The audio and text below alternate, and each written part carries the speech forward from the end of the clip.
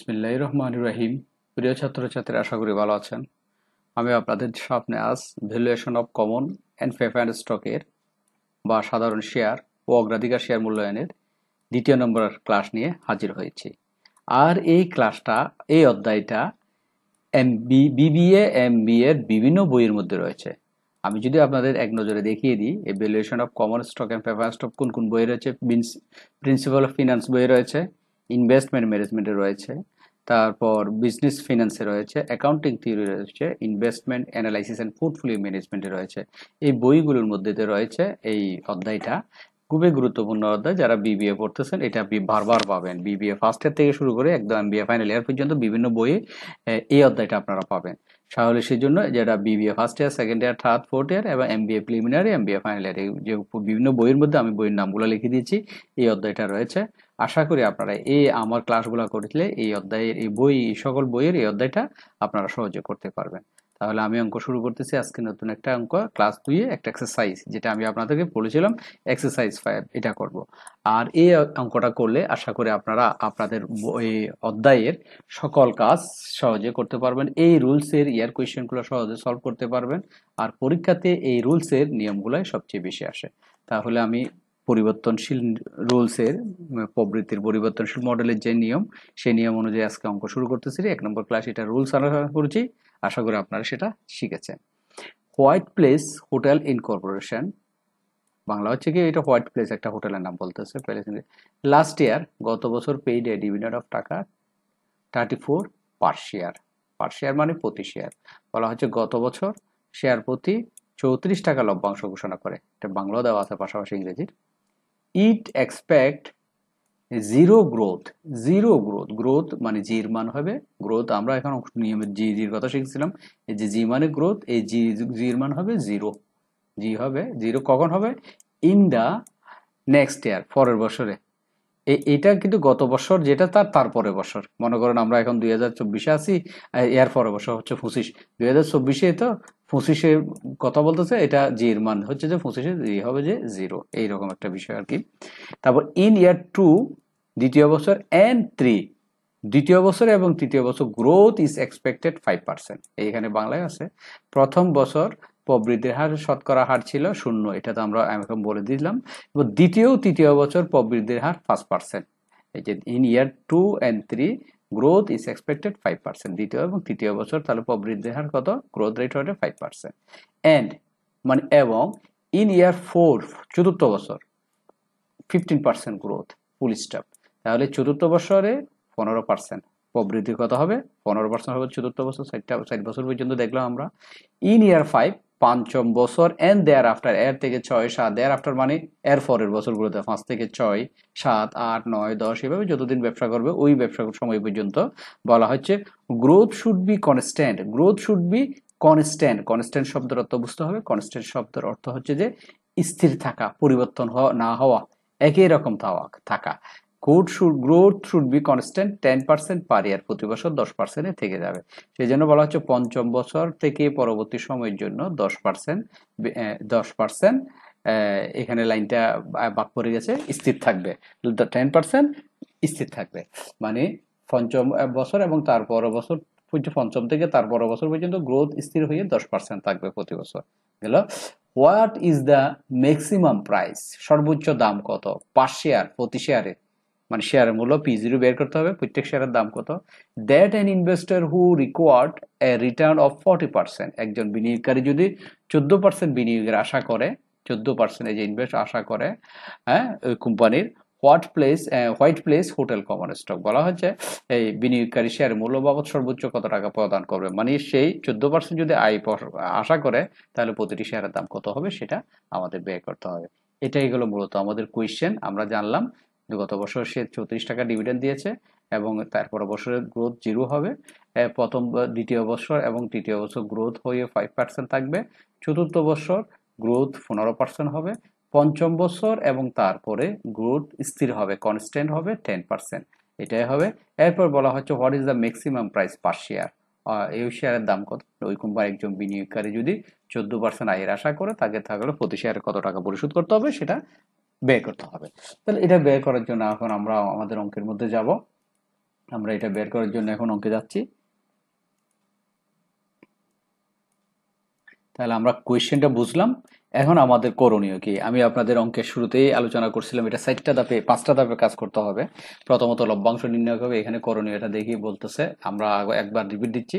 প্রথমে লভ্যাংশ বের করতে হবে। 1 নম্বর, প্রথমে 3 বছরের লভ্যাংশ, প্রতি বছরের লভ্যাংশ বের করতে হবে। যেখানে অঙ্ক, আমরা এই অঙ্কের মধ্যে অঙ্ক কিন্তু 5 বছর পর্যন্ত আছে। আমরা চাইলে 6 বছর করতে পারি, 7 বছর করতে পারি, 8 বছর করতে পারি। এখানে 5 বছর পর্যন্ত করে দিলেই হচ্ছে।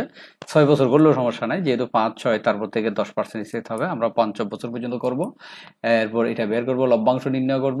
এরপর লভ্যাংশকে 14% দ্বারা ভাগ করে এটা বর্তমান মূল্যে রূপান্তর করব। যেটা আমরা এত কিছু না বলে আমি সরাসরি আপনাদেরকে বের করে দেখে দিচ্ছি।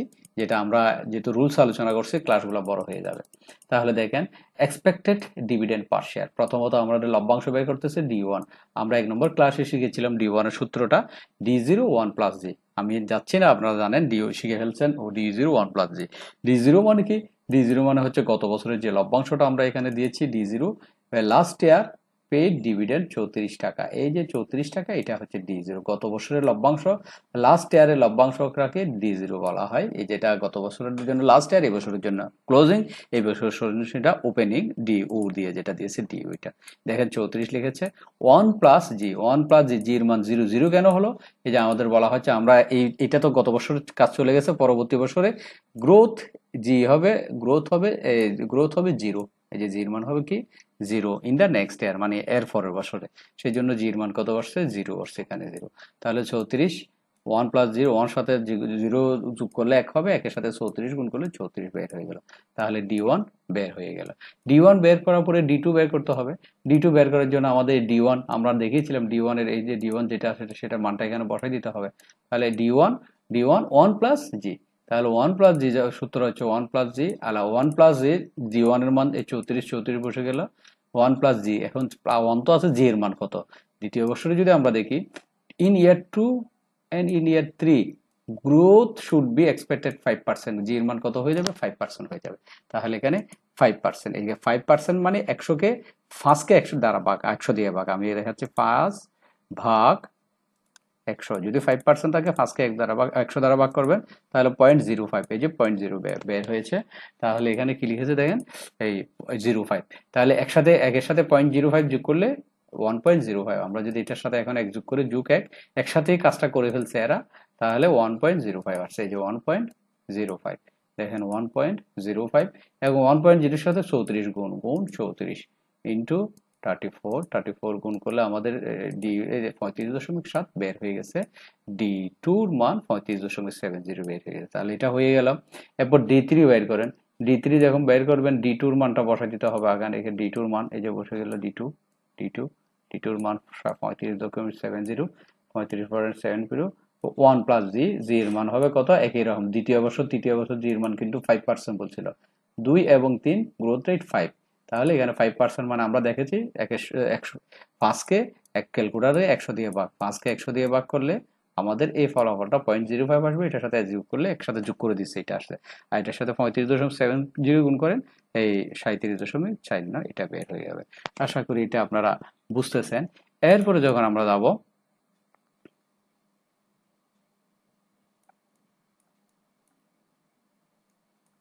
আমরা তাহলে চতুর্থ বর্ষ পর্যন্ত করেছি। এরপর আমরা যাচ্ছি এই পঞ্চম বর্ষর, তৃতীয় বর্ষ পর্যন্ত করেছি।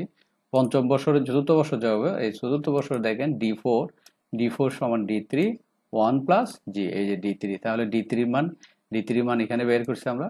D3 মান এটা বের করছি, এটা বসাই দিলাম। আর 1 প্লাস জি, জির মান হচ্ছে 15%। তৃতীয় বছরে সে 15% ছিল প্রবৃদ্ধি, আর 15% মানে 15কে 100 দিয়ে ভাগ করলে 15 বের হবে। আমি যদি দেখাই কোয়েশনে, এই যে in year in year four in year 15% growth. চতুর্থ বছরে জির মান কত? 15%। সেই জন্য এটা 15%। 15% মানে 15কে 100 দিয়ে ভাগ করেন, 15 ভাগ 100, 0.15 বের হবে। 100 দিয়ে ভাগ করলে এই যে 0.15 বের হলো। এটার সাথে আবার এক যোগ করেন, যোগ 1 দশমিক, তাহলে 1.15, 1.15 এটা বের হয়েছে। বের হওয়ার পরে আমাদের এটার সাথে 35.70 4 গুণ করলে 43.11 বের হয়েছে। আশা করি এটা বুঝতেছেন। বাকিগুলো একই স্টাইল। D5 যেরকম বের করবেন, D4 1 প্লাস G4, এই পঞ্চম বছরের মধ্যে জি এর মান কত, এই in year 5 and thereafter growth should be constant 10%, G এর মান কত হয়ে যাবে, 10 হয়ে যাবে। তাহলে এবার 10 মানে 0.10, 1 এর সাথে 10 যোগ করলে এটা আসলে 0.10, এটার সাথে D4 এর মান গুণ করেন 43.11, তাহলে 47.72। তাহলে এই কাজগুলো আমরা আমাদের বের করে ফেললাম D5 পর্যন্ত। যেহেতু আমাদের অঙ্কে এখানে 5 পর্যন্ত দিচ্ছে, আমরা তাহলে 6 পর্যন্ত করতে পারি, 7 পর্যন্ত করতে পারি, আমরা 5 দিয়ে করে দিলাম, বইয়ে 5 দিয়ে করা আছে। তাহলে এই প্রথম পার্ট 1 নম্বর কাজ শেষ, লভ্যাংশ মূল্য নির্ণয় করার প্রথম ধাপ শেষ। এরপর দ্বিতীয় ধাপ হচ্ছে লভ্যাংশের বর্তমান মূল্য নির্ণয়। এটা লভ্যাংশের বর্তমান মূল্য নির্ণয়। এই বর্তমান মূল্যে মূলত আমাদের কি করতে হবে, আমরা D1 D2 D3 D4 D5 এখন বের করলাম। এখন আমাদের জানতে হবে এই আর, এখানে আর আর আছে, আর এর ফলাফলটা কি, আর মানে প্রত্যাশিত আয়, রিকোয়ার্ড রেট, প্রত্যাশিত আয়। এই যে একজন বিনিয়োগকারী কত percent, the investor who required 40% পে, সে 14% আয় আশা করতেছে, এটা হচ্ছে আর এর মান। এটার মান হচ্ছে কে এর মান, আর এর মান যেহেতু কে এর মান, এর 14%। তাহলে 14%, 14কে 100 দিয়ে ভাগ করলে 0.140 আসে, দেখেন 14 ভাগ 100, তাহলে 0.14 এটা আসছে। এরপর এটার সাথে আবার 1 কি করতে হবে, যোগ করতে হবে। তাহলে যোগ 1, যোগ 1, তাহলে যোগ করলে আসছে কত, 1.14। এটা আসার পরে মূলত আমাদের কাজ করতে হবে, এটা পাওয়ার, পাওয়ার চিহ্ন দিয়ে 1 দিতে হবে। এখানে পাওয়ার চিহ্ন কোনটা আছে আমাকে দেখতে হবে।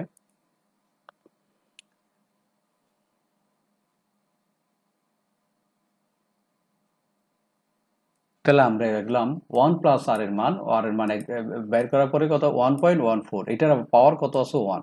1 পাওয়ার দিলে মূলত এটাই আসবে, 1.1 সাইডে আসবে। আমরা পাওয়ার চিহ্ন হচ্ছে যেটাই, এটা পাওয়ার 1 যদি দিই, সেম মানই তো আসবে, এক দিয়ে 1.1 সাইড সেম মান। এই ফলাফলটা 1.14, এটা এই ফলাফলটা চলে আসছে। আশা করি এটা বোঝা গেল। আর এখানে D1 মানে কি, আমরা উপরে D1 এর মান বের করছিলাম, সূত্র আমরা আপনাদেরকে দেখিয়েছিলাম। এই যে D1, D1 এর মান, এই D1 এর মান 34 বসাতে হবে। বসাইছে কিনা দেখেন, D1 D2, এই D1, D1 এর মধ্যে 34, তারপর 1 প্লাস 1.4 পাওয়ার 1 এর বসতেছে এটা। D2 এর মান কত, D2 এর মান উপরে আছে, D2 এর মান হচ্ছে 35.70, 35.70 D2, এই D2 বসে গেল। D3 এর মান, একটা একের পর এক সবগুলো, এই D3 এর মান কত, এই D3 এর মান বের হচ্ছে 37.49, এই D3 37.49। D4 এর মান 43.11, D4 এর মান 43.11, 11, বা D5 এর মান হচ্ছে 47.72, 47.42, সরি, এটা এই মান সবগুলো আমরা বসাই দিলাম। আর নিচের মধ্যে বাকি আছে কি, আমরা দেখতেছি 1 প্লাস আর, 1 প্লাস আর এর মান হচ্ছে 14%। আমি দেখিয়েছিলাম একটু আগে, 14%, বিনিয়োগকারী 14% আয় আশা করে। তাহলে একের সাথে 14.14 যোগ করলে 1.1 সবগুলো 1.1, এটা পাওয়ার 1, 1.1, এটা পাওয়ার 1, 1.1, এটা পাওয়ার 2, আর এটার ক্ষেত্রে পাওয়ার 3, এটা 4, এটা 5। এগুলো এখন ক্যালকুলেটর দিয়ে ভাগ করে বের করতে হবে। এটাকে, এই 34কে এটা দিয়ে ভাগ করতে হবে। তাহলে 34 1.14 পাওয়ার 1, আমরা এখন ক্যালকুলেটর দিয়ে ভাগ করতে জিনিসটা। তাহলে 34 ভাগ, ফার্স্ট ব্র্যাকেট শুরু, 1.14, ফার্স্ট ব্র্যাকেট শেষ, পাওয়ার প্রথম বছরের জন্য হচ্ছে যে 1। তাহলে ফলাফল কত আসে, 29.82। মিলছে কিনা আমরা দেখি, এই যে 29.82। আমি একসাথে এই ফলাফলটা যেহেতু মান বসাইছি, এটা করছি, সেটা এটা বের হয়ে গেল। এরপর এবার 1 এর জায়গায়, এই ফলাফলের জায়গায় এখন 2 বসাতে হবে। 2 বসাতে গেলে আমাদের কি করতে হবে, আমি এটা আবার ডিলিট করতেছি। দ্বিতীয় বছর ডিভিডেন্ড হচ্ছে কত, দ্বিতীয় বছর ডিভিডেন্ড হচ্ছে 35.70, 35.70, ভাগ চিহ্ন, ফার্স্ট ব্র্যাকেট শুরু, 1.14 ব্র্যাকেট শেষ, আর দ্বিতীয় বছরের পাওয়ার হচ্ছে 2। এখন বলবো পাওয়ার 2, এটা হচ্ছে পাওয়ার চিহ্ন, পাওয়ার 2, পাওয়ার 2 তুলে দেবে 27.400, আর বেশি কিনা দেখি 27.400। বাকিগুলো বললাম না আর কি। একইভাবে দ্বিতীয়টা বের করতে হবে। দ্বিতীয় হচ্ছে 37.49 কে ভাগ 37.49, 37.49 ভাগ, ফার্স্ট ব্র্যাকেট শুরু, 1.14 ব্র্যাকেট, এবার হচ্ছে কত, 37টা তৃতীয় বছর না চতুর্থ বছর, তৃতীয় বছর 3, তাহলে এবার পাওয়ার হবে 3। পাওয়ার 3 তৃতীয় বছরের, তাহলে 25.30 চলে আসছে। এই যে 30 এটা 25.30, দুইটা করে বলতেছি। এভাবে D4টা করলে 43.11, 43 43.11 ভাগ ফার্স্ট ব্র্যাকেট শুরু 1.14 ব্র্যাকেট শেষ। এবার হচ্ছে চতুর্থ বছর, এটা চতুর্থ বছর, তো এই যে D4 চতুর্থ বছর, 4 পাওয়ার হচ্ছে 4 পাওয়ার 4, তাহলে 25.52, 25.52। এইভাবে এরপরটাকে এটাকে ভাগ করার পরে 24 পয়েন্ট, অর্থাৎ বাকিগুলো তো অনেক সময় হবে। তাহলে এই মানগুলো আমরা বের করে ফেললাম। এখন সবগুলো যোগ করলে 132.74, তাহলে প্রেজেন্ট ভ্যালু অফ ডিভিডেন্ড 132.75, এটা বের করে একটা কাজ শেষ, 1 এবং 2। এবার আসবো আমরা তৃতীয় number, market value per share end of the fifth year. পঞ্চম বছরের শেষে আমরা অঙ্কের মধ্যে শিখেছিলাম যে অঙ্ক পর্যন্ত আমরা শেষ বছর করব, যতটুকু পর্যন্ত আমরা 5 বছর পর্যন্ত আমরা এখানে D5 পর্যন্ত করেছি, আমরা শেষ বছর এটার জন্য P5 এর হিসাবটা করতে হবে। শেষ বছরে শেয়ারের মূল্য প্রবৃদ্ধির শেষ বছরে নির্ণয় করতে হবে। আমরা এখানে 5 বছরের মধ্যে শেষ বছর হচ্ছে যে এটাই পঞ্চম, এটাই এই বছর নির্ণয় করতে। তাহলে এটার জন্য P5 এর সূত্র হবে, P5 দিলে এখানে কি হবে, D6 1 মাইনাস জি। এটা আমরা সূত্রের মধ্যে শিখেছিলাম, P5 বের করতে হলে D6 কে ভাগ করতে হবে 1 মাইনাস জি দ্বারা। তাহলে আমাদের D6 এর মান বের করতে হবে। আমরা অঙ্কের মধ্যে 5 পর্যন্ত বের করছি, যে এখানে বের করছি যে 5 পর্যন্ত, যেহেতু 6 এরটা বাইর করি নাই, এখানে 6 এরটা বাইর করতে হবে। অত ইচ্ছা করলে আপনারা এখানে 6 এরটা আগে বের করে রেখে দিতে পারবেন। তাহলে এখানে করলে এর D6 D5 1 প্লাস জি, তাহলে D5 এর মান আমাদের অঙ্কের মধ্যে দেখেন আছে কত, 47.42, এটা বসে গেছে 47.42 প্লাস 1 প্লাস জি, জির মান হচ্ছে প্রবৃদ্ধির ষষ্ঠ বছর, পঞ্চম হতে ষষ্ঠ বছরের মান হচ্ছে যে 5 বছর, এবং তার পরবর্তী দুইটার জন্য সে হচ্ছে 10%, 10। তাহলে 10 এটার সাথে 1.10 সাথে 47 গুণ করলে 42.4162, তাহলে মানটা বসে গেল উপরে D6 এর মধ্যে, D6 এর হলে 52.16 বসে গেল। কেই এবং আর, আমি অঙ্কের মধ্যে আপনাকে বলেছিলাম কেই যে কথা, আর এর কথাও একই কথা। আমরা অঙ্কে স্মল লেটার আর যেটা পাইছে সে কথা, যে সেটা যে কথা, কে ইউ সেম, সব হচ্ছে সেম, দুইটাই সেম, হ্যাঁ দুটাই সেম কথা। আর যে কথা কে ইউ একই কথা। এখানে কেই মানে হচ্ছে যে কি 14%, তাহলে 14 বসে গেল অঙ্কের মধ্যে আমাদের 14%, 14 এটা 100 দিয়ে ভাগ করলে 0.14, 1 টাকার হিসাবে আনতে হবে।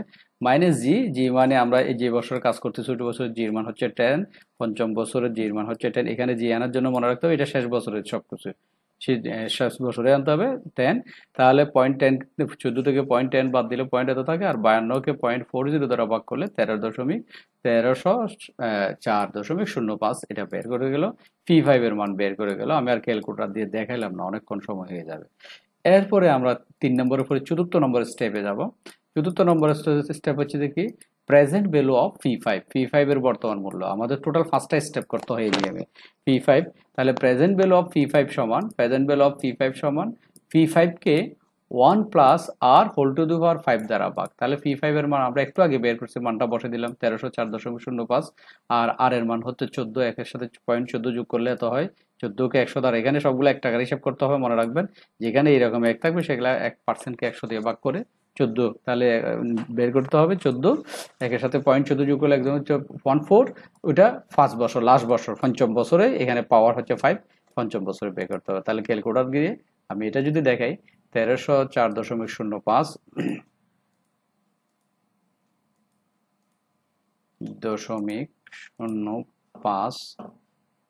1304.05 ভাগ 1 প্লাস 1.14, আর এটা হচ্ছে প্রবৃদ্ধি শেষ বছর মানে পঞ্চম বছর 5, তাহলে 677.28, এটা বের হয়ে গেল।